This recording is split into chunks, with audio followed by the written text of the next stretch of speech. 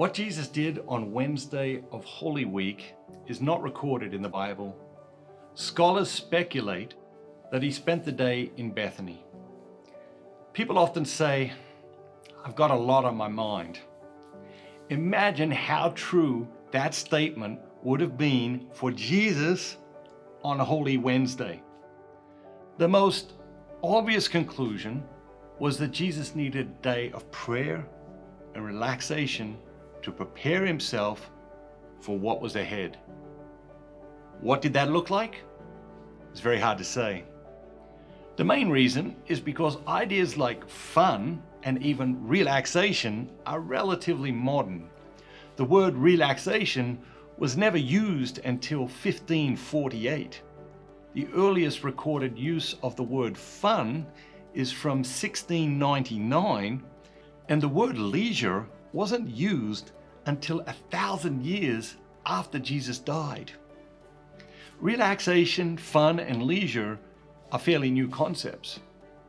Survival has been an all-encompassing priority for the great majority of human beings for the most of human history.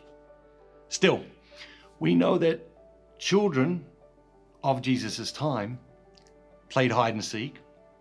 They played some type of ball games, though it's not clear exactly how they worked. And they played role play games, such as mothers and fathers, imitating a rabbi, and fighting like soldiers. Perhaps Jesus and his disciples kicked a ball around that day with Lazarus and the kids from the village. The Bible does allude to children at play on a number of occasions. In Zechariah, we read, "The city streets will be filled with boys and girls playing." And Isaiah mentions a game that involved tossing a ball around. The Egyptians were using balls at this time that were made of leather or some type of animal skin and stuffed with grain or husks of corn. It's reasonable that such a thing was spread around the region via trade, and that Jesus and other children used a similar type of ball. Or maybe Jesus told the other disciples to spend the day with their families. Historians tell us that the population of Jerusalem swelled from 80,000 to 2.5 million for Passover. So it's reasonable to expect many of their relatives would have been in Jerusalem for the Passover. And maybe today they took time to spend with those relatives. One concept that was deeply embedded in the lexicon was rest. It had been since Genesis. Rest was a divine pastime. And let's face it, Jesus had to be exhausted, and his disciples would have been exhausted too. Do you need to take a day of rest? Maybe that's what God is calling you to this Holy Week. Rest can be a holy moment. No doubt, Jesus found time to be alone in a quiet place on this Holy Wednesday. But he also probably shared meals with his friends and perhaps kicked a ball around with the kids in the neighborhood. It's also very clear that Martha and Mary had a deep concern for Jesus and took care of him in their own ways. How did they tend to him on this day? And was his mother Mary there in Bethany this week? We know on Friday she's at the foot of the cross. How did her motherly care manifest on this Wednesday? Perhaps in gloriously simple and wonderfully human ways. He was still her boy. Did she tell him his hair needed a good wash and take him outside and wash his hair for him? One thing that is clear is that Bethany was a safe place for Jesus. What role had Bethany played in Jesus' life? The fact that he chose it to play such a central role in Holy Week suggests that he was comfortable there. What places have played a powerful role in your life. Where do you go when you need to pray, relax, prepare? And it wasn't just the place. Given that Mary, Martha, and Lazarus were Jesus' friends, how did they know each other? He had lots of followers and disciples, but very few friends. How had they become friends? Perhaps they knew each other as children growing up in Nazareth. And perhaps the people of Bethany were also part of the equation. Jesus had recently raised Lazarus from the dead. It may have been that the people of Bethany were more familiar than most with Jesus' miracles and teachings.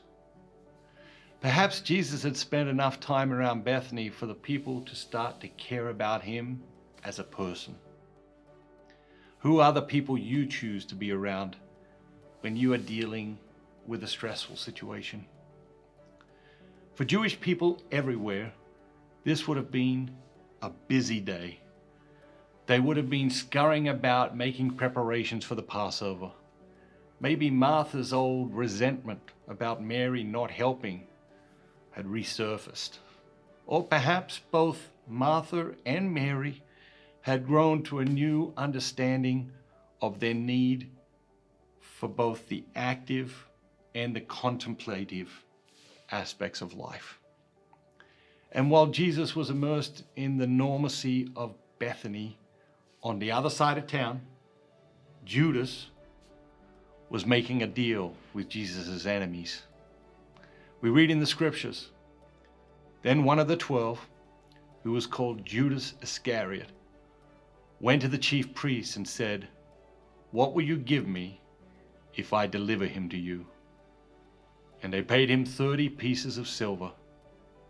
And from that moment, he sought an opportunity to betray Jesus. In Catholic tradition, you will sometimes hear Holy Wednesday referred to as Spy Wednesday. This, of course, refers to the activities that Judas embroils himself in, meeting with the priests of the temple and making a deal to hand Jesus over to them. Judas's clandestine activities on this day are clear. But if you are reading a great mystery book, which you are when you read the Bible, what questions would you ask? The first question that comes to my mind is, how long has he been spying? Was he planted in Jesus' inner circle from the very beginning? Or was he turned into an undercover agent for Jesus' enemies a year ago? Or did Judas bump into an old friend this week in Jerusalem who filled his mind with fears and doubts? Whatever the case may be, he made a deal, and it was a bad deal. When did you last make a bad deal? Or is there one bad deal that stands out in your past? Keep in mind, the deal doesn't need to be financial. Continuing to hang out with someone who is toxic and closed to changing is a bad deal. What do you think Judas did that night? He's gone out, he's betrayed Jesus. What do you think he did that night? Did he go out and get drunk? Did he stay far away from Bethany? Or did he hurry back to Bethany and pretend everything was fine? And if someone asked, "Hey Judas, where have you been? What have you been doing?" What excuse did he give for where he had been and what he had been doing? The major theme today is betrayal. Have you ever been betrayed? Have you processed that betrayal? Have you ever betrayed another person? Have you apologized and asked that person for forgiveness? The minor themes in the events of Jesus' life on this day include places that rejuvenate us, rest, friendship, the beauty of ordinary life, and the bad bargains we make in life. Trust, surrender, believe, and receive. So many Catholic parents and grandparents feel powerless as they watch their children and grandchildren leave the church. You aren't powerless.